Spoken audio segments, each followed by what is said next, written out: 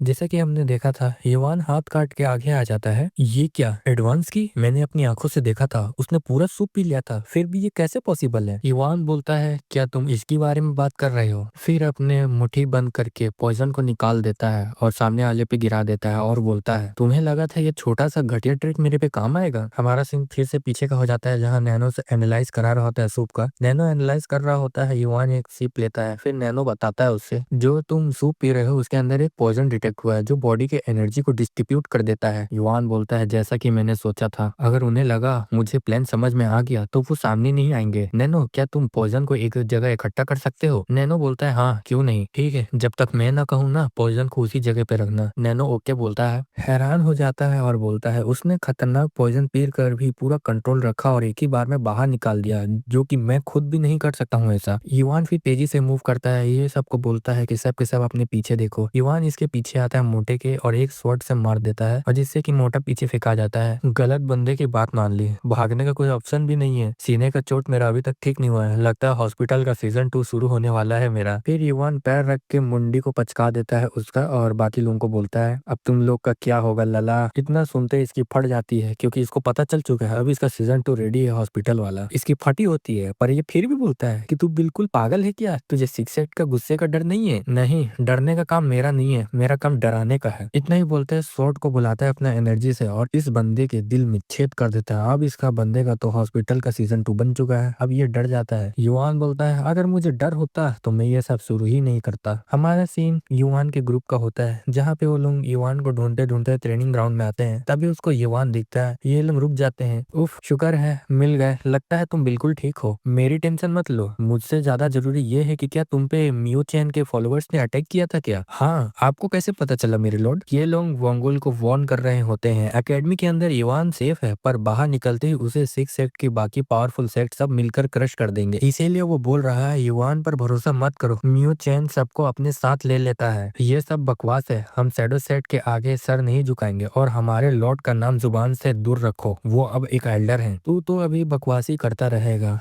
तू तो बस एक लो रैंक का सेट का कमजोर सा आदमी है। अगर तुझे लगता है कि मैं इतना ही वीक हूँ तो छोटी सी फाइट लेने में तुझे क्या प्रॉब्लम है? क्या बोला तूने? शांत हो जाए शिन, हम यहाँ लड़ने नहीं आए हैं। वोंग सीधा जवाब देता है, अगर तुम्हें लगता है हमारे लॉर्ड अकेला है तो तुम गलत हो, हम उसके लिए किसी भी पल अपनी जान भी दे सकते हैं। युवान, मतलब एल्डर युवान को काफी लॉयल फॉलोवर्स मिल गए हैं। तुम्हारी लॉयल्टी देखकर मुझे तुम्हें रिक्रूट करने का मन कर रहा है। जरा सोच के देखना, मुझे यकीन है ये तुम्हारे लिए काफी अच्छा डील होगा। युवान ये स्टोरी सुन के बोलता है कि क्या वो लोग कुछ नहीं किया, ऐसे ही चले गए? उन्होंने थोड़ा एटीट्यूड दिखाया था पर तुरंत निकल गए, शायद इसीलिए कि हमने थोड़ा सटीक से पेश आया। युवान अपने मन में सोचता है कि सिक्स एक्ट वाले तो मुझे मिल के मारने का ट्रैप बना रहे हैं, लेकिन सिर्फ शैडो सेट मेरे फॉलोवर्स को डील ऑफर किए। हो सकता है शायद वो प्रपोजल फॉलोवर्स को रिक्रूट करने के लिए नहीं था, बस टाइम खरीदने का तरीका था। लगता है वो अपने दुश्मनों को आपस में लड़वाना चाहते हैं। न सुन के तीनों को कुछ समझ नहीं आता, और सच कहूँ तो मुझे भी नहीं आया और आपको भी नहीं आना चाहिए। आप एंजॉय करो वीडियो को। हमारा सीन ट्रेनिंग रूम का होता है, जहाँ पे ये बंदा आके बोलता है, बिल्कुल वैसा ही हुआ जैसे तुमने कहा था भाई, चाहे वो युवान जिंदा रहे या मर जाए, हमें कुछ भी लॉस नहीं होने वाला। मुयोन बोलता है, कुछ भी हो सकता है, वो एक ट्रू पॉइजन मास्टर का पॉइजन भी झेल गया, टेंशन लेने का बात ही नहीं है, दोनों तरफ से फायदा ही फायदा है। अगर वो पॉइजन सेट के पॉइजन से मर गया तो तुम विनर पेज टूट के फाइनल विनर बन जाओगे, और अगर जिंदा बच गया तो बाकी सेट का गुस्सा उसी पर ही आएगा। अगर युवान बच गया तो हम बोल देंगे कि हम पॉइजन सेट के गंदे तरीके के खिलाफ थे, पर सच कहूँ तो डायरेक्टली फाइट लेने में हम हार जाते, इसीलिए दूसरों का सहारा लेना पड़ा, और ये बात मेरे प्राइड को तोड़ रही है। ये बिल्कुल परफेक्ट एग्जाम्पल है दुश्मनों को आपस में लड़वा कर अपना काम निकालना। लगता है मैंने तुमसे एक और लेसन सीख लिया है। और कोई दरवाजा खटखटाता है और ये लोग बोलते हैं कि कसम से हम लोगों ने तो साइन लगाया था कि ये यूज हो रहा है, फिर ये कौन है? जाओ जरा डोर को ओपन करो। जैसे ही डोर को ओपन करता है, हम देखते बहुत सारे प्रोफेसर सामने आए होते हैं। ये शॉक हो जाता है कि प्रोफेसर इधर क्या कर रहे हैं। स्वॉर्ड निकालता है प्रोफेसर और बोलता है कि उनको ऑर्डर मिला है, अब दोनों के दोनों एकेडमी ड्यूटी का ऑफिस ले चलेंगे, जबरदस्ती नहीं करना चाहते, बेहतर होगा कि चुपचाप साथ में चलो। हमारा सीन शिफ्ट होता है, ये खून की स्मेल आ रही है क्या? क्या क्या वो लोग मरे हुए क्यों हैं? वार्डन चियो, कैप्टन मू,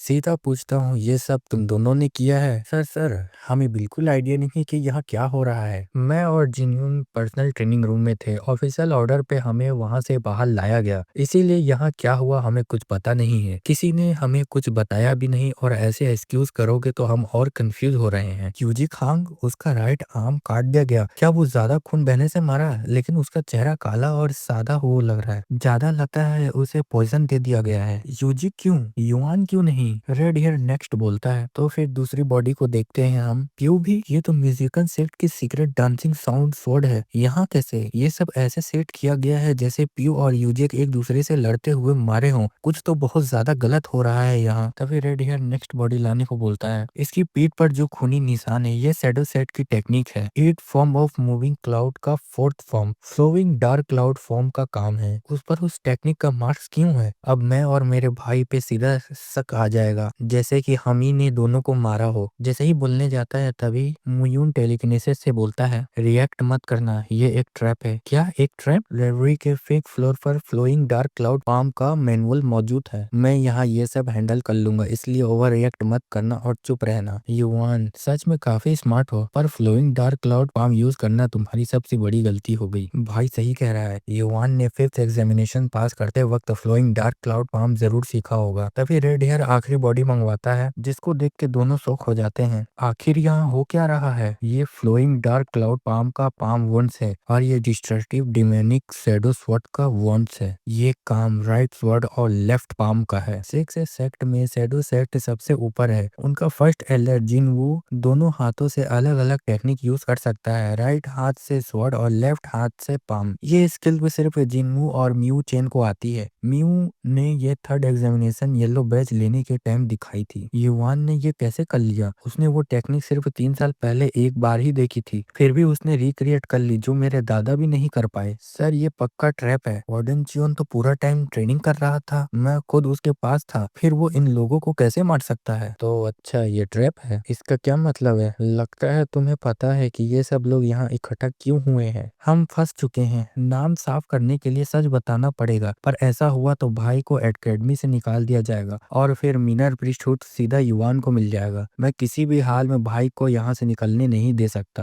बिना सॉलिड प्रूफ के बहाने बनाना तुम्हें और ज्यादा सस्पिशियस बना रहा है। प्रोफेसर इन्हें ले जाओ। रुक जाओ आप सब, ये सब युवान का प्लान था, उसी ने पूरा स्कीम बनाई है। रेड हेयर बाकी लोगों को रोकता है। म्यून अपने मन में बोलता है, मैंने बोला था इसे चुप रहने को, अब तो लग गई हमारी। पॉइजन सेट का चोलगू बेक आया था, बोला युवान को चुपके से पॉइजन करेंगे और बाद में अटैक करेंगे, पर हमने ऐसे गंदे ट्रैक पसंद नहीं किए, इसीलिए हमने मना कर दिया। हमें बाकी कुछ नहीं पता ही नहीं है और ये लोग मर चुके हैं, ये भी नहीं जानते कि अगर देखा जाए तो इन लोगों को मारने का मोटिव युवान के पास ज्यादा है। सिर्फ हम ही को सस्पेक्ट क्यों कर रहे हैं? बाकी स्टूडेंट को भी इन्वेस्टिगेशन होनी चाहिए। कैप्टन मू, क्या तुम मुझे बेवकूफ समझते हो? सोच रहे हो ये लाश बोल नहीं सकती, इसीलिए तुम कुछ भी बोलोगे? तुम्हें पता है ये बॉडीज को ढूंढा किसने है? क्या? मैं समझा नहीं। क्या प्रोफेसर लोग ने नहीं ढूंढा? नहीं, बल्कि युवान खुद अपने बाकी कैप्टन और वार्डन्स के साथ आकर ये रिपोर्ट मुझे डायरेक्टली देकर गया है। ये हो ही नहीं सकता, युवान ही कल्प्रिट होगा, पर वो खुद रिपोर्ट क्यों करेगा? अच्छा, तो तुम मुझे कल्प्रिट क्यों समझ रहे हो? और ये बोला होता है युवान ने। बाकी सब युवान को ग्रीट कर रहे होते हैं। म्यू सोच रहा होता है अपने मन में। तभी रेड हेयर बोलता है, वार्डन च्यू एंड कैप्टन मू बदतमीजी मत करो, चलो दोनों के दोनों ग्रीट करो युवान को। कैप्टन मू, तुम कह रहे हो कि ये पॉइजन सेबर सेक्ट और म्यूजिकल स्वॉर्ड सेक्ट का लगाया हुआ ट्रैप था और उन सब को मैंने ही मारा है। दोनों के दोनों ग्रीट कर रहे होते हैं। क्या मैं बॉडीज को पास से देख सकता हूँ? हाँ क्यों नहीं, आप इधर आ सकते हैं। कैप्टन यूजी खांग के हाथ में और यंग जंग के सेबर टेक्निक से काटा, फिर चोलबेक को पॉइजन से मारा गया और कैप्टन प्यो ग्यूंग को योजे खांग के सीक्रेट डिमन स्वॉर्ड सेक्ट से दिल में छेद कर दिया गया। यहाँ कुछ तो गलत है। उसके जख्मों से लगता है कैप्टन यंग जंग बू को शैडो सेक्ट के फॉलोइंग डार्क पाम सेक्ट से मारा गया और आखिर में उसका सर कुचल दिया गया। और आखिर में कैप्टन बैक को शैडो सेक्ट की secret technique right sword left palm से इंटरनल इंजरी और ज्यादा ब्लड लॉस के कारण मर गया। कैप्टन मू, ये तुम्हें अजीब नहीं लगता? अगर मैंने ही सबको मारा होता तो मुझे बहुत सारी मार्शल आर्ट मास्टर करनी होती, लेकिन प्रोफेसर को डिसेंशन में देखे तो ये लगता है जैसे ये पांचों आपस में लड़कर एक ब्लड पाथ में मर गए। अब समझ में आया मुझे इतना अनयूजी क्यों हो रहा था। युवान का असली प्लान मुझे हटाना नहीं, बल्कि लाशों के जख्मों के थ्रू पांचों सेट को एक दूसरे के खिलाफ भड़काना रहा है, उसने हमें पूरी तरह से फंसा दिया। जो स्ट्रेटेजी हम यूज करने वाले थे उस पर उसने वो स्ट्रेटेजी हम ही पर यूज कर दी। रेड हेयर स्माइल करता है और बोलता है इन दोनों को डिटेंशन सेंटर ले जाओ। चारों लाश उनके रिस्पेक्टिव सेट को भेज दी गई है और उन्हें एक ऑफिशियल स्टेटमेंट भी भेज दिया गया है कि म्यू चेन और जिनयू मू को पैट्रियार्च और एल्डर्स के लौटने तक डिटेंशन सेंटर में रखा जाएगा। कितनी खौफनाक तरीके से बनाई गई स्कीम है, सिर्फ लाशों को देखकर कोई भी सच नहीं समझ पाता। मुझे खुद डिटेल जानने की क्यूरियोसिटी हो रही है। एक जिंजन मास्टर भी किसी ऐसी कोडिफाइड फाइटिंग फॉर्म को परफेक्टली रिक्रिएट नहीं कर सकता जो उसने सिर्फ एक बार देखी हो, और ये कोई नॉर्मल फॉर्म भी नहीं थी। ये शैडो सेट की सीक्रेट टेक्निक थी। लेफ्ट स्वॉर्ड और राइट पाम थी। इस एक्सीडेंट से पांचों सेट के बीच बड़ी फूट पड़ जाएगी। पैट्रियार्च उन्हें कमजोर करना चाहता था, पर एकेडमी के अंदर ही इवान ने उन्हें तोड़ दिया। वो अब पूरी तरह से मैच्योर हो चुका है। जल्दी से उसे ट्रू पैट्रियार्च का ओहदा होगा जिसका स्वॉर्ड डीमन इंतजार कर रहा है। हम पॉइजन सेट का सीन देखते हैं जहाँ पे रो रही होती है कि उसी के बच्चे को इवान ने मारा होता है। अब हम और चुपचाप नहीं बैठ सकते। मैं ये बात पिताजी के शोक के बाद टालना चाहता था। ये बोला होता है पॉइजन सेट के मिनट चीफ मोन्सू बेग ने। अब उन्होंने तो हद पार कर दी है। चीफ आप बिल्कुल सही कह रहे हो। और ये बोला होता है आउटर डिसाइपल ने पॉइजन सेट का। अब हम शैडो सेट को हमसे खेलने नहीं देंगे। सबको पता है लेडी मू के विजिट के बाद हमारे चीफ ने 6th एग्जामिनेशन हिस्सा लेने से मना कर दिया था। फिर भी उसने इतनी हिम्मत की कि उनके फ्यूनरल में आ गई। उसने पॉइजन सेट को नीचे दिखाया है। सिर्फ उसके गला काटने से ही हमारे फादर और चौलगी की आत्मा को शांति मिलेगी। चीफ शो के दौरान ये बात छेड़ने के लिए माफी चाहता हूँ, लेकिन ये हमारा मौका है। वो बिल्कुल सही कह रहा है। शैडो सेट का चीफ और उनकी आधी मेन पावर बाहर गई हुई है। इस हालत में हम उनके खिलाफ चांस रखते हैं। भाई उन्हें लगेगा कि हमने अब भतीजे के फ्यूनरल और शोक में पूरी तरह बिजी हो गए हैं। हम इस गोल्डन अपॉर्चुनिटी को मिस नहीं कर सकते।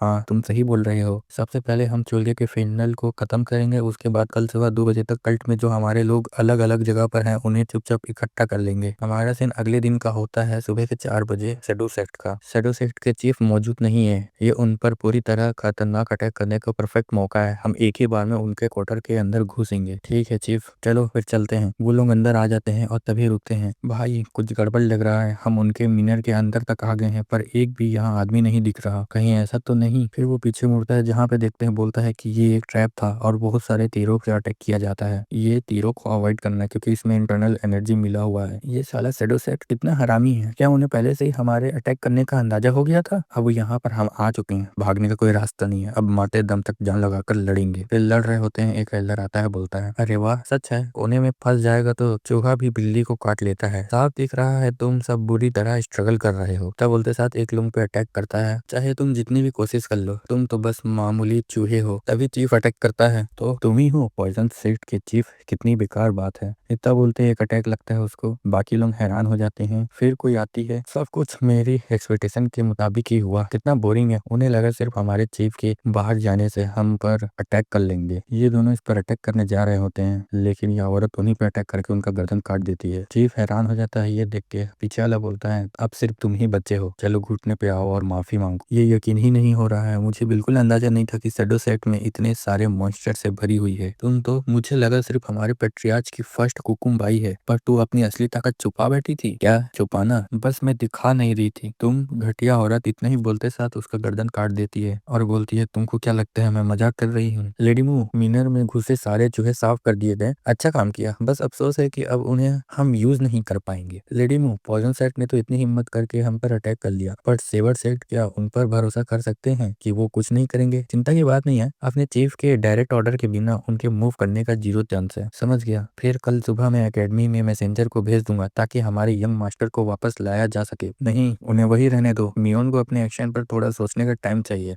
लेकिन यंग मास्टर को ऐसी जगह पर छोड़ना ठीक भी नहीं है। मैं अपने बेटे को सबसे अच्छे तरीके से जानती हूँ। उसने आपको ज्यादा समझा और दुश्मन के हाथ पर फंस गया। उसे संभलना सीखना होगा। पैट्रियार्च बनना इतना आसान नहीं है और ये उसे सीखने का परफेक्ट मौका है। सबसे जरूरी बात यह है कि सेट की सारी मेन पावर इकट्ठा करके उस घटिया कीड़े को उसके जितना डिटेल है बाहर निकलवाओ। शुरुआत गार्ड गैंग से करो जो उसका देखभाल करता था। फिर एकेडमी से निकाले गए सभी स्टूडेंट को ढूंढो। एक भी डिटेल मिस मत करना। क्या आप ठीक हो? हाँ, पर उसने मुझे ट्रिक किया और इसकी कीमत उसे चुकानी ही पड़ेगी। वो अब इतना डेंजरस हो चुका है कि बस देखते रहना पॉसिबल नहीं है। वो इतना स्ट्रांग है कि म्यून भी उसे हैंडल नहीं कर पा रहा। अब मुझे खुद ही एक्शन लेना पड़ेगा। चार्ट सेट के डिसेंटेंट की मौत के 4 दिन बाद म्यू चैन और जिंग को डिटेंशन सेंटर में आइसोलेट में डाल दिया गया। उनके इंटरनल पावर को सील कर दी गई। इसके बाद उनके फॉलोअर्स में पूरा हंगामा हो गया। जो लोग मिरर ब्रीचहुड के लिए म्यून को सपोर्ट कर रहे थे वो पीछे हट गए। बचे हुए फॉलोअर्स भी एकेडमी पूरी तरह युवान के कंट्रोल में होने की वजह से एकेडमी छोड़कर बाहर से म्यून को सपोर्ट करने चले गए। मियून के ग्रुप से 7 स्टूडेंट और हाई रैंकिंग के 5 स्टूडेंट यून को सपोर्ट करने आए, लेकिन युवान ने लॉयल्टी सबसे ऊपर रखा और उनके ऑफर को एक्सेप्ट नहीं की। किसी को फॉलोवर्स नहीं बनाया। हाँ, वॉरियर डांस सेक्ट का चक और लो रैंकिंग सीकर साइबर सेक्ट का सीयुहान ली के लिए बात अलग था, क्योंकि उन्होंने 4 सेक्ट के इंसिडेंट से पहले ही युवान के लिए लॉयल्टी व्यू कर दी थी, इसीलिए उन्हें उसके फॉलोवर्स के रूप में एक्सेप्ट कर लिया गया। माय लॉर्ड, मियून चैंग के फॉलोवर्स को रिजेक्ट करना ठीक है, पर बाकी 5 सेक्ट के जो लेना चाहिए था मिरर पीसफुल के असेंडेंट करने के लिए कम से कम 12 हाई रैंकिंग सेक्ट के चीफ चाहिए। मुझे पता है वो अब तक एक नेचर था, पर इन 5 को लेना मिनिमम रिक्वायरमेंट पूरी हो जाती। माय लॉर्ड, इस बात पर मैं भी टिक से एग्री करती हूँ। मिरर पीसफुल तक असेंडेंट करना सबसे ज्यादा जरूरी है। कृपया उन सबको एक्सेप्ट कर लीजिए। युवान जवाब देता है, नहीं, मैं कोई और तरीका ढूंढ लूंगा। क्या ड्यूटी से ये बात पता चले सिर्फ 2 दिन हुए कि मिरर पीसफुल के लिए 12 हाई रैंकिंग सेट चीफ चाहिए? क्या सच में कोई और तरीका होगा? आज से मैं एकेडमी छोड़ रहा हूँ। ये सुन के बाकी लोग हैरान हो जाते हैं। युवान आगे बताता है, एकेडमी जल्दी छोड़ने के मेरे 2 रीजन है। पहला, ताकि मैं अपने फॉलोअर्स के लिए और लोग को रिक्रूट कर सकूं। दूसरा, क्योंकि हमारे पेट्रियाज और आयड एल्डर मुरिम में गए हुए हैं। तो क्या उनमें से 5 सेक्ट चीफ भी नहीं है? माय लॉर्ड, उम्मीद है आप बहुत बड़ा रिस्क नहीं लेंगे। वोंग बोलता है कि चिंता की बात नहीं है दोस्तों, हमारे लोग एकेडमी अकेला छोड़कर नहीं जा रहे हैं। क्या मतलब है तुम्हारा वैंगुल? तुम भी कहीं तो नहीं जा रहे इनके साथ? नहीं, सिर्फ मैं अकेला नहीं। हाँ, मैं भी हमारे यंग लॉर्ड के साथ जा रही हूँ। क्या ग्यूम, तुम भी जा रही हो? हाँ, मैं भी जाना चाहूंगा। क्या पेगी भी जाएगा? क्या फिफ्थ एग्जामिनेशन पास करने वाले सभी लोग एकेडमी छोड़ रहे हैं? हाँ बिल्कुल,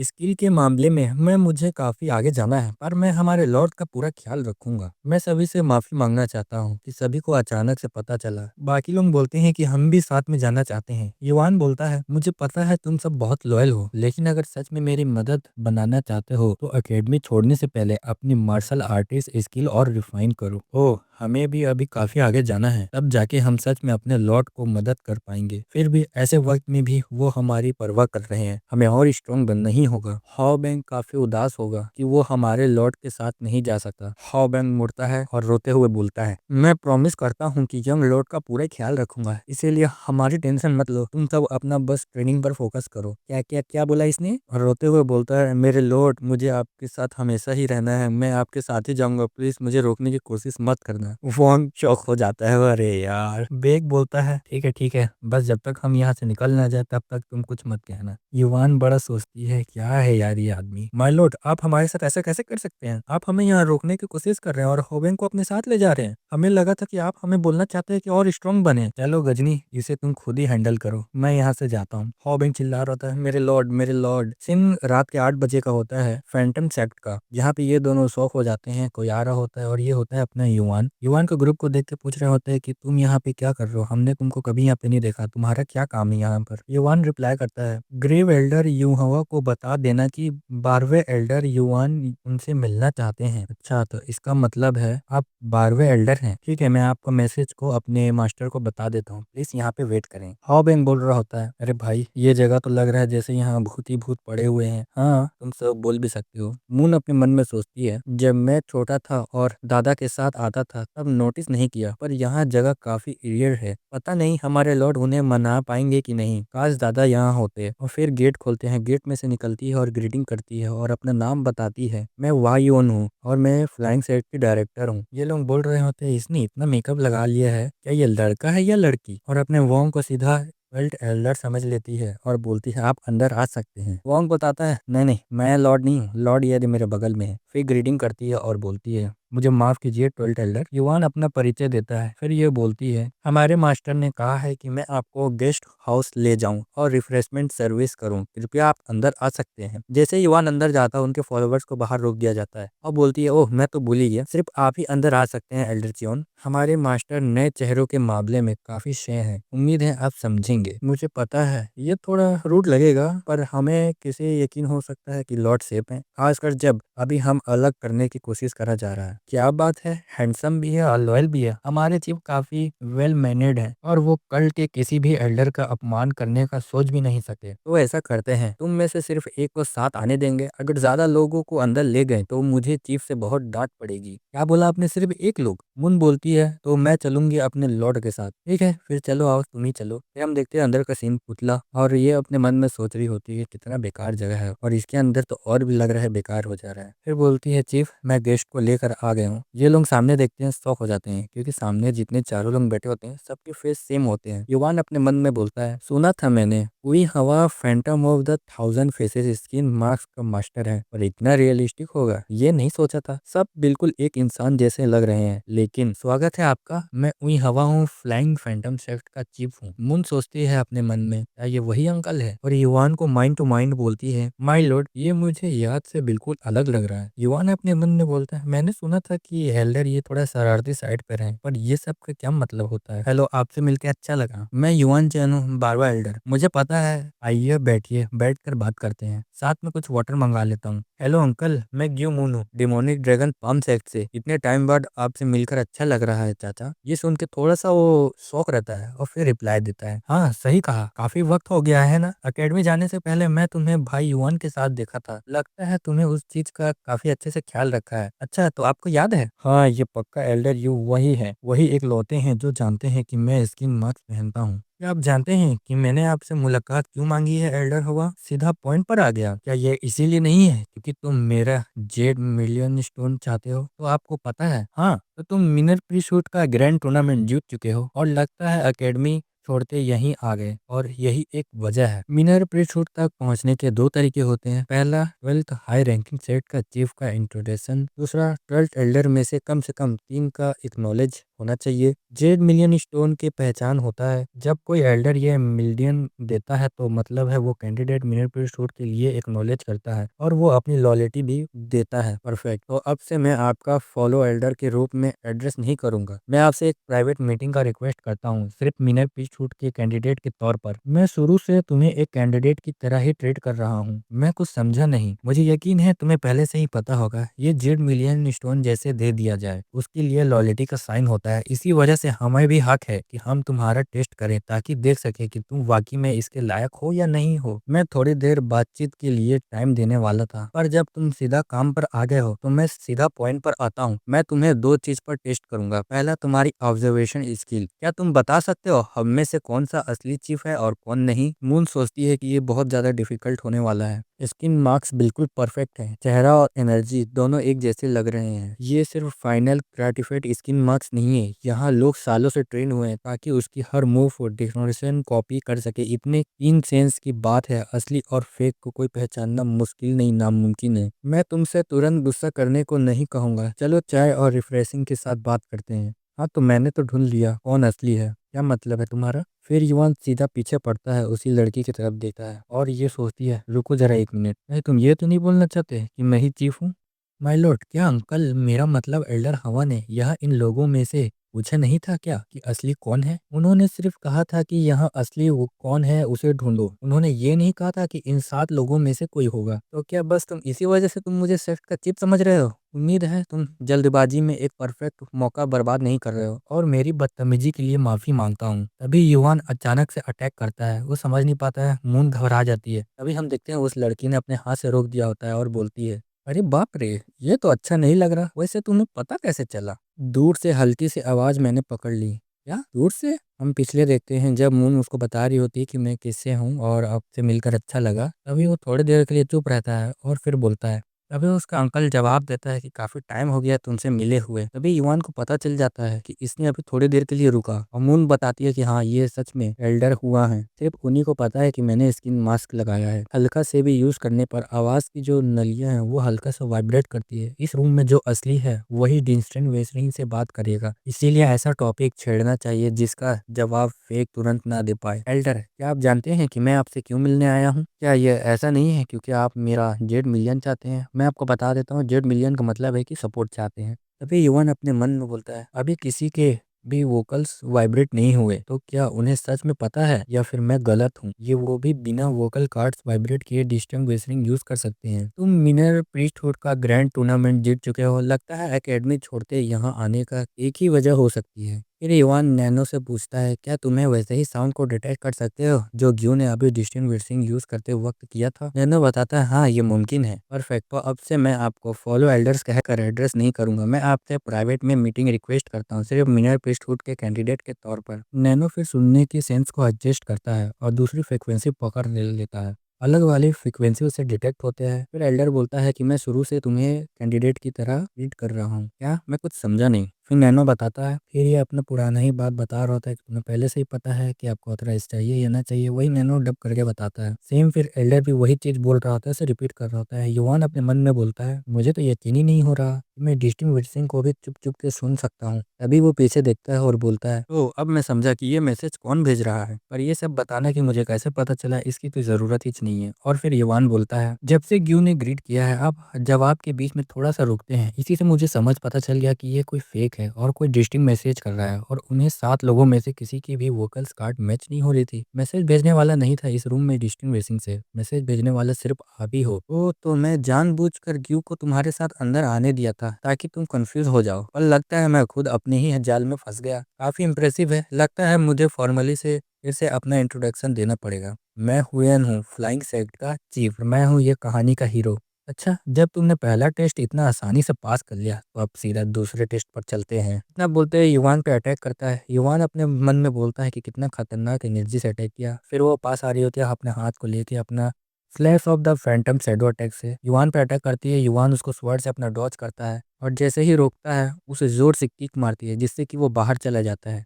मून अपनी परेशान हो जाती है। युवान पीछे गिरता है। ये एल्डर बोलती है, मैं गेस्ट हाउस को पूरी तरह से तोड़ना नहीं चाहती, सिर्फ छोटी सी फाइट के चक्कर में। युवान अपने मन में बोलता है कि इस फाइटिंग फॉर्म को मैंने 5th फ्लोर पर दिखा था, और जो अभी देख रहा हूँ वो लाइब्रेरी वाले से काफी ज्यादा रिफाइंड है। उसकी सारी वीक पॉइंट्स पूरी तरह से कवर कर दी गई हैं। पॉइजन सेट के चीफ को हराने की बात सुनकर मुझे तुमसे काफी उम्मीद थी। वो बुढ़ा चाहे लाठी के सहारे चलता हो, पर फिर भी काफी खतरनाक। मुझे उससे लड़ने का मौका ही नहीं मिला क्योंकि कोई रीजन ही नहीं था, लेकिन तुमने उसे हरा दिया, इसीलिए तुम एक परफेक्ट सबट्यूटेल लगते हो। और हाँ, सुना है सर सियोपेंग से ट्रेनिंग के बाद तुम सेबर का मास्टर बन गए हो। बिल्कुल परफेक्ट। मेरी स्पेशल टेक्निक भी एक सेबर टेक्निक है, फ्लाइंग फैंटम सेबर। युवान भी अपना स्वॉर्ड निकालता है और सामने खड़ा हो जाता है। एल्डर बोलती है, काफी सांस रोक देने वाली सेबर है, लगता है ये काफी स्पेशल फाइट होने वाली है। अब अपना बेस्ट दिखाओ, जैसे तुमने उस बुड्ढो के सामने किया। इतना बोलते हुए युवान की तरफ बढ़ जाता है अपना एल्डर। युवान अपने मन में सोचता है, और फिर उसके तुरंत दोनों का क्लैश होता है। यहाँ इनको पता चल जाता है कि अंदर फाइट हो रहा है।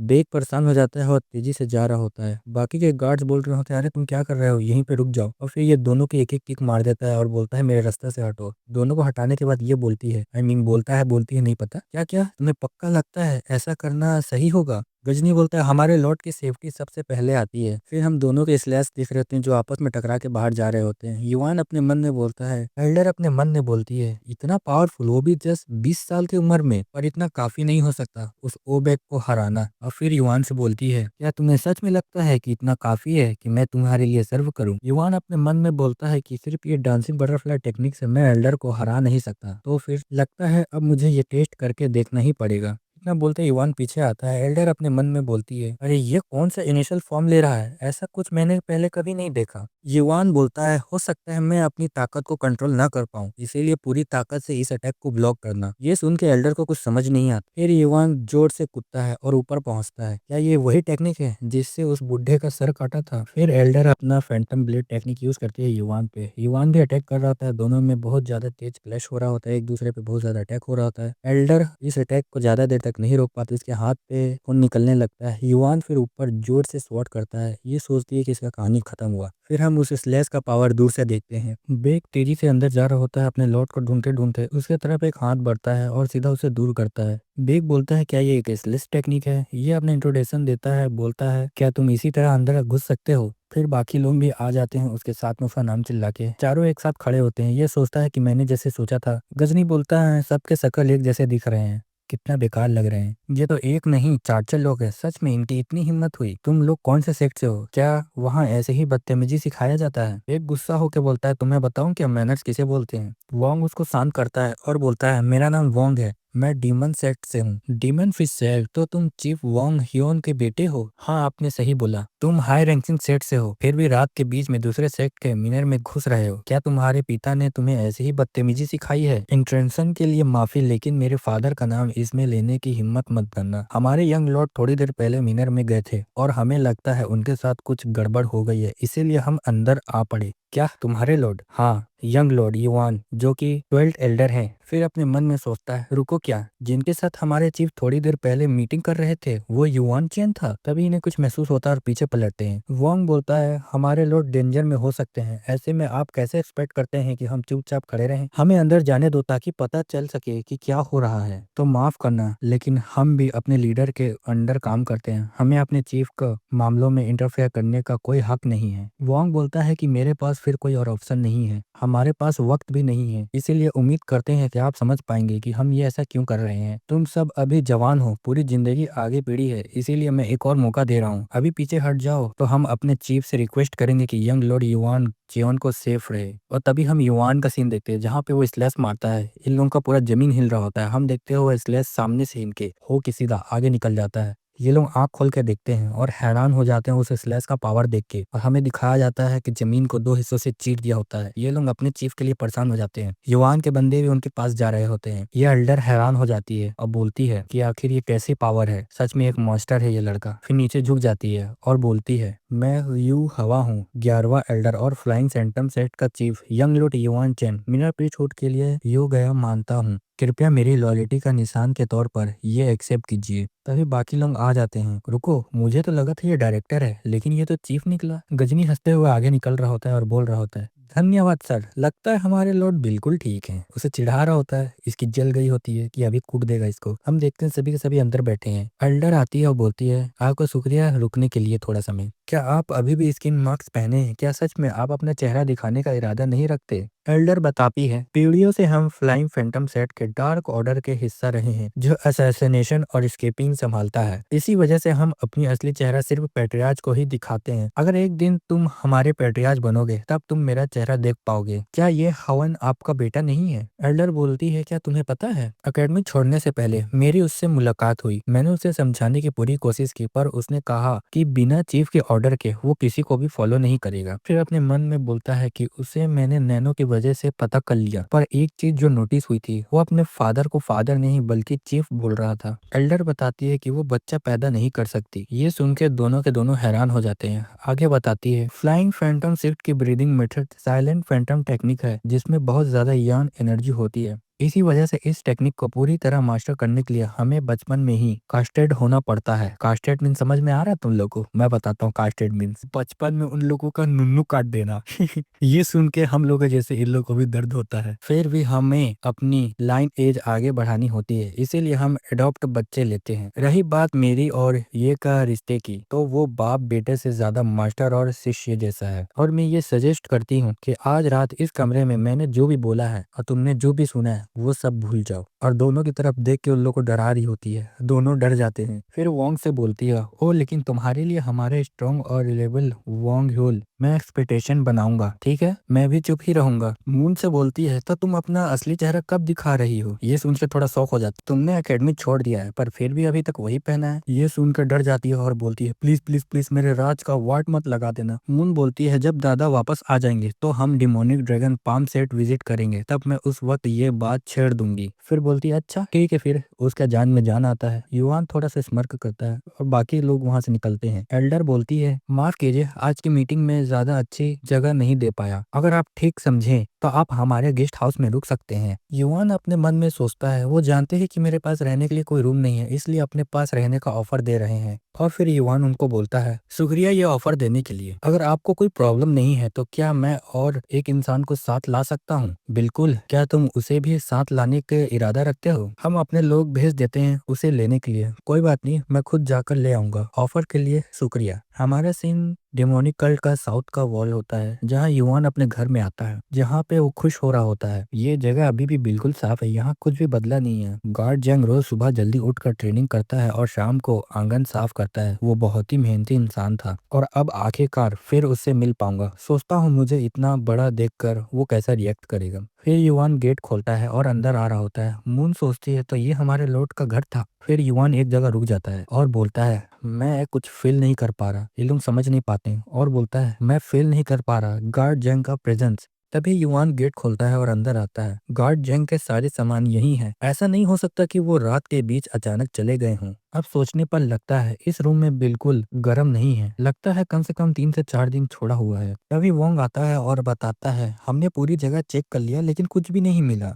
क्या पक्का गार्ड जंग बस थोड़ी देर के लिए घर से नहीं गए थे? शायद वो अपनी होम सेट चला गया हो। युवान गुस्सा होता है और बोलता है जितना मुझे पता है गार्ड जंग का कोई घर नहीं था। मुझे फिर से शुरू करना होगा और धीरे धीरे हर कोने की तलाशी लेनी होगी। कोर्टयार्ड बिल्कुल साफ सुथरा है। अगर गार्ड जेंग यहाँ होता तो ठीक था, पर अब यहाँ बहुत सस्पिशियस लग रहा है। अगर फाइट थोड़े से भी निशान होते तो मैं कुछ डिसाइड कर पाता। अगर गार्ड जेंग किडनैप हुआ होता तो कल्प्रिट ने बहुत ही क्लीन काम किया होता। नंगी आंखों से कुछ मिलना मुश्किल नहीं है। नैनो पूरी जगह स्कैन करो, किसी भी इंट्रूडर या फाइटर का कोई भी साइन ढूंढो। नैनो फिर बोलता है ठीक है मैं समझ चुका हूँ, और वो अपना स्कैनिंग करता है आर्गुमेंट रियलिटी में, और फिर उसे एक स्ट्राइक दिखता है और उसके पास आता है और सोचता है यहाँ हल्की सी स्वॉर्ड मार्क है, पर यह असली तलवार से नहीं बनाई है, ये स्वॉर्ड एनर्जी से बनाई हुई है। अभी इतना काफी नहीं है कुछ समझने के लिए। अगर किसी कॉडिफाइड फाइटिंग फॉर्म का जरा सा भी क्लू मिल जाता तो कुछ आइडिया लग सकता था। ये तलवार का निशान लग रहा है, तो क्या गार्ड जंग पर अचानक से अटैक हुआ था क्या? इतना बोलते हुए युवान की तरफ देखता है। युवान बहुत ज्यादा गुस्से में होता है। वोंग अपने मन में सोचता है मैंने पहली बार देखा है कि हमारे लॉर्ड इतने इमोशन दबा के रख रहे हैं, जैसे एक वोल्केनो जो फटने ही वाला हो। पर बात समझ आती है, गार्ड जंग उनके लिए पिता के जैसे थे। अगर ये स्वॉर्ड मार्क है तो पॉसिबल काफी कम हो जाती है। सिक्स सेक्ट में जो मेनली स्वॉर्ड यूज करते हैं वो स्वॉर्ड सेक्ट, सोडो सेक्ट और म्यूजिकन सेक्ट है।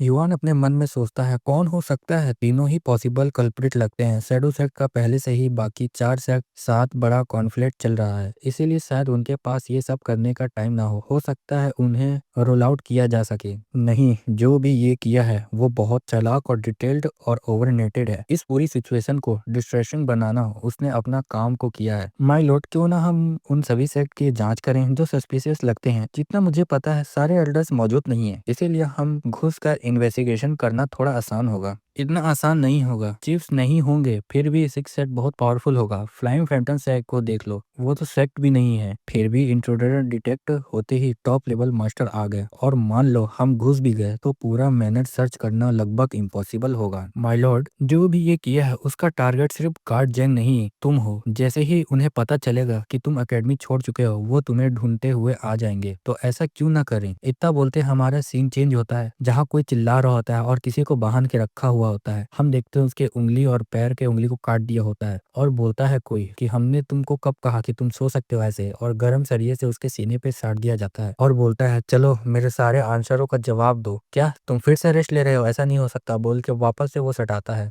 काफी जिद्दी हो सिर्फ एक मामूली गार्ड के लिए। मैं काफी बिजी हूँ, इसीलिए एक लास्ट सवाल पूछती हूँ, क्या उसके पैट्रियाज ने उसे छोटे कमीने को मार्शल आर्ट सिखाई है? गार्ड जंग बोल रहा था नहीं, ऐसा कभी नहीं हुआ है। अपनी आखिरी घड़ी में भी चुप रहना चाहते हो? चलो इसे कंटिन्यू रखो। Yes madam. फिर कोई उससे चिल्लाते हुए आ रहा होता है और बोलता है वो बाहर आ गया। तुम्हारा कहने का क्या मतलब है? युआन चैन एकेडमी से बाहर आ गया। ये सुन के उसको शौक लगता है और बोलती है बहुत बढ़िया, बिल्कुल सही टाइमिंग है उसका एकेडमी छोड़ना। लगता है उसकी सारी किस्मत खत्म हो चुकी है। तो फिर वो अभी कहाँ पर है? वेल, इतना बोलते उसके कान में कुछ बोलता है और स्माइल करती है। हम गार्ड जैंग को देखते हैं और बोलता है अपने मन में यंग मास्टर प्लीज बच के रहना, हमारा शिफ्ट होता है चेंज। क्या तुम्हें सच में लगता है कि ये प्लान काम करेगा? पक्का नहीं पता, अगर सब कुछ वंगल के प्रेडिक्शन के हिसाब से हुआ तो जल्दी देर नहीं होगा, उनका सामना जरूर होगा। मून अपने मन में बोलती है अगर हम ऐसी जगह हो जहाँ सबकी नजर हो तो वो चालाकी नहीं कर पाएंगे। पर हमारे लॉर्ड को बेड बनाकर और बाकी तीनों को दूसरे 3 सेट चेक करने भेजा। प्लान तो काफी बोल्ड है, पर क्या वो सच में हमारे लॉर्ड के पीछे आएंगे? नहीं बोलते युवान से कोई बोल रहा होता है, अगर मेरी आवाज सुन पा रहे हो तो वहीं खड़े रहो और सिर्फ सुनो। अगर पलट कर देखा या अपने साथियों को जरा से भी सिग्नल दिया तो आगे जो होगा वो तुमको बिल्कुल पसंद नहीं आएगा। वार्निंग दे रहा हूँ, मेरी लोकेशन ढूंढने के लिए अपने सांसों को यूज करने की कोशिश भी मत करना। एक भी गलत मूव और वो मर जाएंगे। फिर युवान अपने मन में बोलता है जो भी है बिल्कुल नॉर्मल बंदा नहीं है। इस तरह की थ्रेड एकेडमी वाली सिचुएशन से अलग है। सिर्फ ये सोच के कि मेरे किसी बंदे को किडनैप करके डेंजर में डाल दिया गया है, मेरा गुस्सा हद से ज्यादा भड़क रहा है। और नैनो को बोलता बोलता है, ये जिसने भी मुझसे बात की है ये कहाँ से हो रही है इसका पता लगाना। नैनो तुरंत स्कैनिंग शुरू कर देता है और फ्रीक्वेंसी से पता लगाने की कोशिश करता है। फिर युवान को वही शख्स बोलता है कि रात के 1 बजे पॉइजन सेट के मैनर में आ जाना। युवान सोचता है पॉइजन सेट मैनर पर बिना हथियार के आना। अगर पीठ पर वो साइबर ले आया तो दरवाजे के अंदर कदम रखने से पहले उसका एक हाथ काट दिया जाएगा। तुम जानते ही हो हमें चाहिए कि तुम अकेला हो। 300 कदम का रिड्रेस में अगर कोई और साया भी दिखा तो समझ लो वो मर चुका। अगर टाइम पर नहीं आए तो भी वही होगा। मुझे पूरा भरोसा है तुम सही से चॉइस लोगे। अगर हाँ मुझे फॉलो करने की कोशिश की तुम्हें पता ही है फिर क्या होगा। उनका मिल गया लेकिन चेहरा दिख नहीं पा रहा पर वो इन इंटरेस्ट पर है। मुझे जल्दी कुछ करना होगा वरना मैं उसे सेंस करना खो दूंगा। युवान टेबल पे जोर से हाथ रखता है और खड़े होता है और पीछे देखता है। गजनी बोलता है तुम अपने आप को समझते क्या हो? हमारे लॉर्ड को घूर कर देख रहे हो? तुम्हारी हिम्मत कैसे हुई? फिर युवान तुरंत गायब होता है और सभी पे अटैक करता है। सभी पे अटैक करता है और ये हैरान हो जाता है। फिर इसका गला पकड़ता है और बोलता है कि तुम किस सेक्ट से हो? मैंने बोला सच बोल लो, मुझे जरा से भी देर नहीं लगेगा तेरा ये गर्दन दबाने में। हम देखते हैं उसके मुंह से झाग आने लगता है और वो एकदम खड़ा हो जाता है। युवान उसको नीचे फेंकता है। युवान बोलता है क्या वही लोग थे? नहीं मुझे तो नहीं लगता, यहाँ बहुत ज्यादा लोग देख रहे हैं। उसे बाहर ले चलते हैं। सॉरी हाउबैंग पर जो डर के पैंट गीला कर बैठे हैं उसे तुम संभाल लेना। यस माय लॉर्ड, मुझे लगा था मैं ही पैंट में नमूता हूँ। हम लोगों से बस इतना ही बोला गया था कि आपको घूर के देखे यंग मास्टर। फिर जिस बंदे ने यह कहा था वो दिखने में कैसा था? हमें नहीं पता, उसने अपना चेहरा को स्ट्रॉ हैट से ढका था। गजनी बोलता है माय लॉर्ड मुझे नहीं लगता कि ये लोग झूठ बोल रहे हैं। मुन बोलती है उनके आइडेंटिफिकेशन बैज देखकर लगता है ये बस नॉर्मल मार्शल आर्टिस्ट हैं। युवान बोलता है ठीक है फिर मैं तुम में से किसी को नहीं मारूंगा। वो लोग बोलते हैं धन्यवाद। फिर युवान पीछे आता है लेकिन अगले 2 दिन तक तुम यहीं रहोगे। इतना बोलता है उन लोगों को समझ नहीं आता और फिर सभी को बेहोश कर देता है। इन्हें बहान दो और स्टोरेज में बंद कर दो। Okay my Lord. फिर युवान अपने मन में सोचता है लगता है सबके वापस आने का इंतजार करना पड़ेगा तभी कोई क्लू मिलेगा। युवान जिन 3 लोगों को भेजा था उन्हें शाम 6 बजे तक वापस आना था। सबसे पहला वांग योल लौटा जो म्यूजिकल सेट पर नजर रखा गया था। वांग बताता है म्यूजिकल सेट में कुछ लोग आए थे पर कोई भी एक्टिविटी नॉर्मल से अलग नहीं लगी। युवान पूछता है क्या तुमने किसी को बड़ा स्ट्रॉ हैट पहना हुआ देखा था क्या? वांगुल ना में जवाब देता है। तो फिर ये शैडो सेट होगा या स्वॉर्ड सेट। लगता है बेगी और चेक का वापस आने का वेट करना पड़ेगा तभी कोई कंक्लूजन मिलेगा। अब सोचने पर लगता है वो 1 घंटे से भी ज्यादा लेट हो चुके हैं, काफी टाइम ले रहे हैं। माय लॉर्ड मुझे इस बात का बुरा फीलिंग आ रहा है, उनके साथ कुछ हुआ तो नहीं है? इतना बोलते ही हमारा सीन चेंज हो जाता है जहाँ पे हम वही चोखे वाले लड़की को देखते हैं जो चाय पी रही होती है। 4 लोग आते हैं जिसमें से हमारे टीम के 2 मेंबर को उठा के पटक देते हैं और बोलता है ये जैसा कि आपने कहा था हमें उन्हें स्वॉर्ड सेट के मिनर के आसपास छुपते हुए देखे और इन्हें पकड़ लिए पर ये वाला थोड़ा स्ट्रांग था। वो लड़का मुश्किल से 20 साल का है फिर भी ट्रांजेक्शन मास्टर स्टेज तक पहुंचा है। सच बोलूं तो शर्म की बात है, आउटर डिसेबल वॉरियर की मदद के बिना हम उन्हें पकड़ ही नहीं पाते। कोई बात नहीं, बस तुमने अपना काम पूरा किया वही काफी है। मैं उसका कंफ्यूज्ड चेहरा इमेजिन कर सकती हूँ। सोच रहा होगा कि आखिर कौन सी सेक्ट ने उसके प्यारे गार्ड को किडनैप किया। मैंने लगभग 20 साल तक उसकी सर्विस की है फिर भी वो मुझे डरा देती है। जैसे ही पता चला कि वो खुला घूम रहा है उसने तुरंत समझा लिया कि ये ट्रैप है। अगर वो पेट्रियाज की वाइफ ना बनती तो वो शैडो सेक्ट की अगली चीफ होती। वैसे ये दोनों जवान लड़के किस सेक्ट से हैं? एल्डर बताता है कि ये प्योर किक सेक्ट से है, इसका नाम बेगी है। क्या प्योर किक सेक्ट? वो तो हाई रैंकिंग सेट है। फिर भी वो छोटा सा कमीना अपना फॉलोवर बना पाया। लगता है एकेडमी के अंदर उसने पूरी जान लगा दी होगी फाइट की। तो फिर उस वाले का क्या? वैसे भी हम पूछना ही वाले थे कि इसके साथ क्या करें। और वो कौन है? लगता है ये 9th एल्डर का बेटा है। उसने कहा था कि वो वॉरियर डांसिंग सेट का है। वॉरियर डांसिंग सेट मतलब यू हुआ उसका लड़का है ये। उसके पास वॉरियर डांसिंग सेट का सपोर्ट भी है। वो ब्रेड पावरफुल लोगों अपने राउंड जमा कर रहा है। ये काफी डेंजरस है। पैट्रियज यहाँ नहीं है, यही बेस्ट मौका है उसे मारने का। अगर अब नहीं किया तो फ्यूचर में वो हमसे संभल नहीं पाएगा। मैं खुद जिम्मेदारी दूंगी और इसको खत्म कर दूंगी। स्प्रिंट म्यू के अंदर में हमें रात का 1 बजे का सीन देखते हैं। डिमोनिक कल्ट का सिटी वॉल्स के अंदर पॉइजन सेट के मिनर के पास वाला वेस्ट जहाँ पे दो लोग ऊपर रहते हैं, अपना युवान जा रहा होता है सीधा। वो नोटिस करता है कि उसके आसपास बहुत सारे लोग हैं और वो सीधा जा रहा होता है सीधा चोखे वाले औरत से मिलने के लिए। वो वेलकम करती है। ये अपने मन में सोचता है कि आखिर ये प्लान क्या कर रही है। सिर्फ एक क्विक स्कैन में ये पता लगता है कि यहाँ 200 लोग हैं कम से कम। इतनी टाइट प्रेजेंस है बिना किसी वजह के नहीं होता। ये लोग यहाँ सब कुछ खत्म करने आए हैं। जो एरो शूट कर रहे होते हैं वो अपने युवान के एनर्जी से हैरान होते हैं। चौकीवाली बोलती है कि हम लोग बहुत समय के बाद मिल रहे हैं, चलो इधर आ जाओ। तो आखिरकार हम इसे फेस टू फेस देख ही लिए। माँ के गुजरने से पहले वो बाकी लेडीज के साथ हमारे घर आई थी। उसने मुझसे कसम ली थी कि एकेडमी जाने से पहले मैं अपनी इंटरनल एनर्जी कल्टीवेट नहीं करूंगा। वही है शैडो सेक्ट की लेडी। सिर्फ इतना ही नहीं, वक्त कितनी जल्दी गुजर जाता है ना। तुम काफी बड़े हो गए हो, बिल्कुल अपनी माँ जैसे। तुम और वो गंदी औरत दोनों मुझे परेशान करने में एक्सपर्ट हो। सिर्फ इमोशन में ही बेकार हो तुम। ऑब्वियस ट्रैप में फंस गए। साफ है तुम ग्रेटनेस के लिए बने ही नहीं हो। इवान सीधा पूछता है कि उसका गार्ड जैंग और उसके फॉलोवर्स कहाँ हैं। वो बोलती है कि इतना बेवकूफ मत बनो। इतनी मेहनत से माइंड हॉस्टेज पकड़े हैं, क्या तुम्हें लगता है हम उन्हें उतनी आसानी से छोड़ देंगे? अरे मुझे ऐसे मत देखो, कितना एरोगेंस है। चलो आगे बढ़ने से पहले उसके इंटरनल एनर्जी सील कर देते हैं। बुढ़वा आता है, बोलता है अगर अपने गार्ड की सेफ्टी चाहते हो तो रजिस्ट मत करना। युवान जवाब देता है तो इनमें डिस्टिंग्विशिंग से मुझे थ्रेट देने वाली तुम ही थे, है ना? वो ये सुन के हैरान हो जाता है और अटैक करता है। चलो मुंह बंद रखो, बहुत ज्यादा स्मार्ट हो रहे हो तुम। और अटैक जैसे करता है युवान उसका हाथ पकड़ता है और उसको मोड़ देता है। चोखे वाली बोलती है तो तुम्हें कोई प्रॉब्लम नहीं है अगर तुम्हारा बेचारा गार्ड जंग मारे जाए, है ना? फिर युवान अपने हाथ में कुछ बॉक्स निकाल के देता है उसको और वो सोचती है कि आखिर ये क्या है। युवान बोलता है खुद तुम ही देख लो। खोलने से पहले उसे काफी अजीब लग रहा होता है और वो जैसे खोलती है उसमें देखते हैं हम एक आँख को। और वो पूछती है कि इसका क्या मतलब होता है। युवान बोलता है तुम गलत हो। तुम्हें ये नहीं पूछना चाहिए था कि बल्कि ये पूछना चाहिए था कि वो आँख किसकी है। चोखे वाली हैरान हो जाती है और सोचती है कहीं ये म्यून का तो आंख नहीं।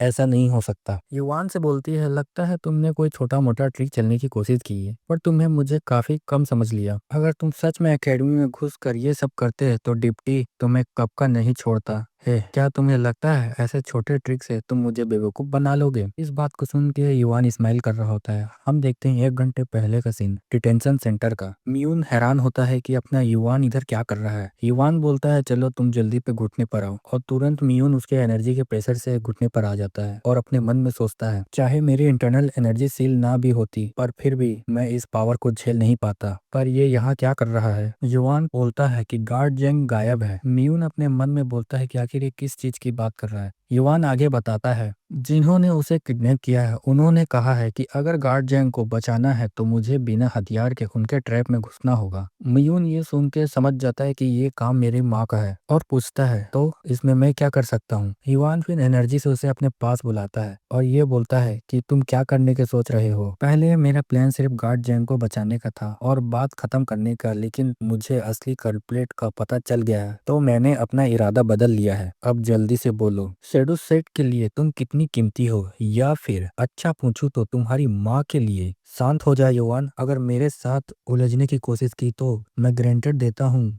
हालत और भी बिगड़ जाएगा। इतने सुनते ही युवान गार्ड जेंग के लिए उसका दोनों हाथ काट देता है। उसे कुछ समझ में नहीं आता और फिर जोर से चिल्लाता है और युवान को गाली देता है। और युवान हंसता है और बोलता है ये अभी काफी नहीं है, सिर्फ उसे तुम्हारा कटे हुए दोनों हाथ दिखा देना काफी नहीं होगा। उसे सच में तभी डर लगेगा जब उसे लगेगा कि मैं उसके प्यारे बेटे की जान ले सका हूँ। मियुन घबरा जाता है और बोलता है तुम क्या करने का सोच रहे हो। युवान उसके आँख के पास अपना हाथ ले जाता है और फिर हमारे सीन करंट का हो जाता है जहाँ युवान बोलता है ओह मैं एक और चीज भूल गया। सामने वाली शौक रहती है। फिर युवान उसके सामने बैच फेंकता है और अपने मन में सोचती है ये चीज मैं मियोन को दी थी तो क्या वो आँख सच में उसी का था? मुझे लगा नहीं था कि ये घटिया सा इंसान कल्ट के कानून तक को तोड़ने चला जाएगा। और युवान से पूछती है कि तुम्हें क्या चाहिए। युवान जवाब देता है कि मेरे गार्ड जंग और मेरे फॉलोवर्स को फ्री कर दो तुम। फिर ये अपने मन में सोचती है मुझे हॉस्टेज एक्सचेंज में कॉर्पोरेट करने का ड्रामा करना होगा और अपने म्यून को वापस लेना होगा। फिर युवान से बोलती है अगर मैं उन 3 लोगों को छोड़ दूं तो तुम समझ जाते हो ना,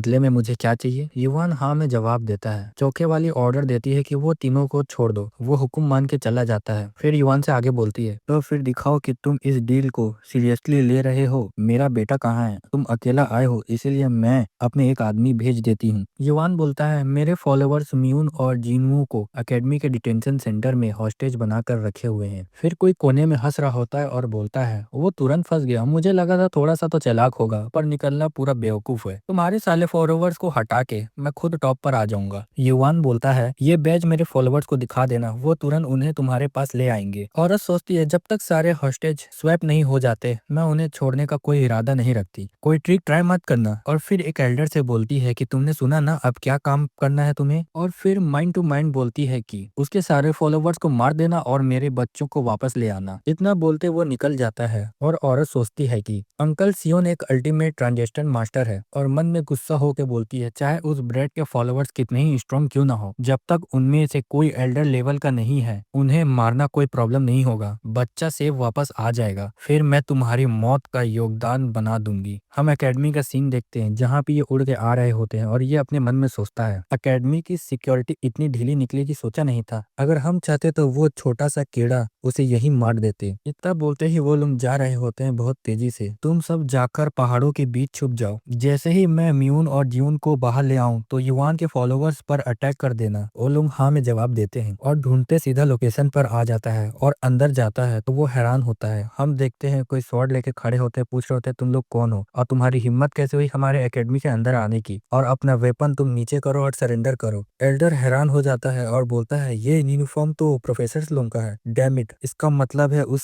बच्चे ने हमें झूठ बोला और मुझे यहाँ से जल्द निकलना पड़ेगा और उसे रोकना पड़ेगा। उसने हमारे साथ ट्रिक खेला है। हमें तुरंत मिनर वापस जाकर हॉस्टेज को फिर से बंद करना होगा। फिर वो जैसे ही निकलने का कोशिश करता है देखता है उसके सारे आदमी मरे पड़े हैं और हम देखते हैं रेड हेयर को और ये हैरान हो जाता है कि तुम आए हो। इतना बोलते ही रेड हेयर उड़ के उसका गर्दन काट देता है। ये सोच रही होती है कि इतना टाइम क्यों लग रहा है। युवान बोलता है, तुम इतना घबरा क्यों रही हो? तुम्हारा क्या मतलब है? तुम सोच रहे हो मेरे पास सारे फॉलोवर्स को मार दोगे और अपने बच्चों को बचा लोगे? और अब 1 घंटा हो चुका है और कोई खबर नहीं आई, इसीलिए तुम नर्वस हो रहे हो। ये समझ जाती है कि युवान ने उसे झूठ बोला है और बोलती है, सेडोसेट वापस चलो, दुश्मन आ चुके हैं। और इतना ही हम देखते हैं आसमान में कोई उड़ के सीधा लैंड करता है और उसके बॉडी पे पूरा खून लगा होता है और समझ जाते हैं सब के सब ये left hand royal bodyguard है। सर ली, आप यहाँ क्या कर रहे हैं? रुको जरा। Uncle Sean, good job sir Lee. हाँ ऑफ कोर्स। आखिर यहाँ हो क्या रहा है? मुझसे बस ये मत बोलना सर ली भी इसके फॉलोवर्स हैं। सर ली, रॉयल बॉडीगार्ड हाउस ने अभी ऑफिशियली मिनर प्रीस्ट डिसाइड ही नहीं किया है, फिर आप अभी से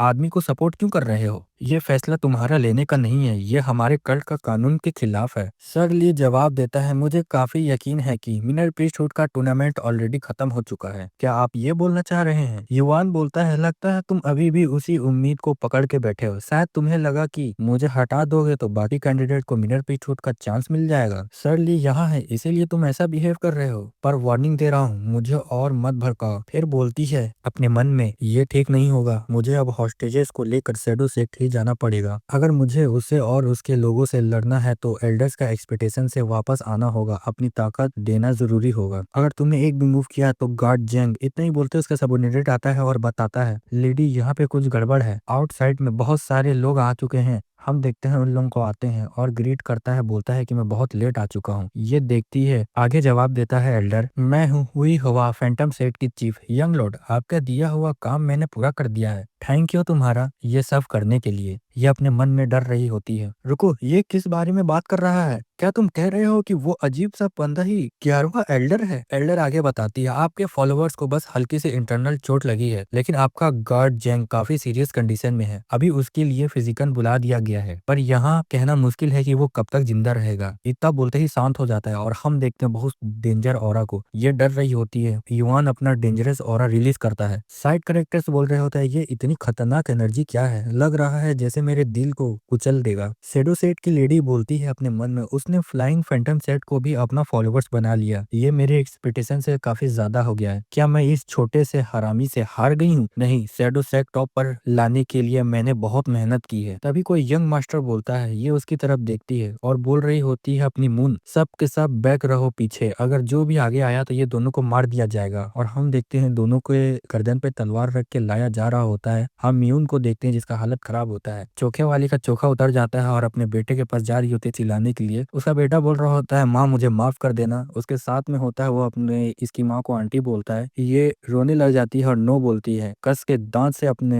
होंठ में खून निकालती है और नीचे बैठ जाती है। ये बोलता है मदर। इसकी मदर नीचे झुक जाती है और बोलती है कि मैं हार मान चुकी हूँ यंग लॉर्ड यू चैन, मैं आपके मेयर प्रीस्टहुड के रूप में एक्सेप्ट करती हूँ। कृपया मेरे बच्चे को और शैडो सेट के वॉरियर्स पर दया दिखाएं। ये परेशान हो जाता है अपनी माँ को इस हालत में देख के और अपनी माँ को मन ही मन बोलता है। उसकी मदर बोलती है, अभी जिंदा रहना सबसे जरूरी है। इस बेइज्जती को हम याद रखेंगे। जैसे ही तुम्हारे चाचा वापस आ जाएंगे तो हम बदला लेंगे। बेटा अगर तुम्हारी जान बचाने के लिए मुझे घटिया बच्चे के आगे हजारों बार झुकना पड़े तो मैं तैयार हूँ। इसीलिए अगर तुम सच में मेरी परवाह करते हो तो चुप रहो। हम शैडो सेक्ट वाले कसम खाते हैं कि आपको कभी नुकसान नहीं पहुंचाएंगे। यंग लॉर्ड युवान चैन, कृपया हम पर दया दिखाएं। इतना सुनते ही युवान सीधा जा रहा होता है उन दोनों के पास और बोलता है, इन दोनों को छोड़ दो, ये लोग समझ नहीं पाते हैं। रेड हेयर बोलता है अपने मन में, क्या यही सब खत्म हो गया? फिर भी यहाँ तक पहुँचना जाना ही एक बड़ा अचीवमेंट है। वोंग अपने मन में सोचता है, पर लेडी मू तो लेडी ऑफ स्टील के नाम से मशहूर है, क्या वो सच में इतनी पब्लिकली बेइज्जती को ऐसे जाने देगी? वोंग बोलता है, माय लॉर्ड। युवान बोलता है, उसे छोड़ दो और तुम लोग पीछे जाओ। ये अपने मन में सोचते हैं, हाँ फाइनली उसने छोड़ दिया। लेकिन वो हैरान होती है कि युवान क्या करने जा रहा है। युवान बोलता है, तुम्हें लगता है सिर्फ मेरे सामने घुटने टेक देना मेरी मर्जी के लिए काफी है? वो समझ नहीं पाती ये सुन के और नो चिल्लाती है जोर से। युवान दोनों पे स्लेस लगा रहा होता है। हम देखते हैं हाथ कटता हुआ, पैर कटता हुआ और सर कटता हुआ। फिर म्यू चैन को भी काटता है उसी तरीके से और खून खून हो जाता है। उसको पूरा खून से काटने के बाद उसकी माँ पीछे से आ रही होती है। युवान एक स्लेस लगाने जा रहा होता है। उसकी माँ जोर से चिल्लाती है, लेकिन युवान उसका सर को काट देता है। उसकी माँ उसके सर को पकड़ने जा रही होती है। बाकी लोग ये सब सीन देखते थोड़ा दिन हैरान रहते हैं। उसकी माँ रो रही होती है और बोल रही होती है, उसका नाम चिल्ला रही होती है और काफी ज्यादा घबराई होती है और बोलती है कि ज्यादा हर्ट नहीं होगा तुम्हें। युवान पीछे से बोलता है, यही वही दर्द है जो मैंने झेला था और अब तुम्हारी बारी है। इतना बोल के बाकी लोग युवान पे अटैक कर रहे होते हैं, लेकिन कोई एनर्जी उन्हें रोक दी होती है। ये होता है अपना रेड हेयर बोल रहा होता है, अगर इस लाइन के पार जो भी उधर गया मैं उसको मार दूंगा सीधा। अगर यकीन नहीं है तो एक बार जाके देखो। एक लेकिन जा रहा होता है और बोलता है कि मैं तुम्हें माफ नहीं करूंगा यूचेन। और जैसे ही पास गुजरता है हमारा 11th एल्डर आता है और उसे काट के चला जाता है आगे और हंसता होता है। ये बोल रही होती है, मेरे बच्चे आखिर ये कैसे खत्म हो गया? क्या ऐसे ही खत्म होना था? आखिर ऐसा क्यों? और फिर युवान को बोलती है, तुम मेरे साथ ये सब क्यों कर रहे हो? ट्रैप तो मैंने सेट किया था, फिर मेरे बेटे की जान क्यों ले रहे हो? इस सब से उसका कोई लेना देना नहीं था। युवान बोलता है, आखिरी पल तक भी बेशरम हो। मेरी माँ को तुमने मारा था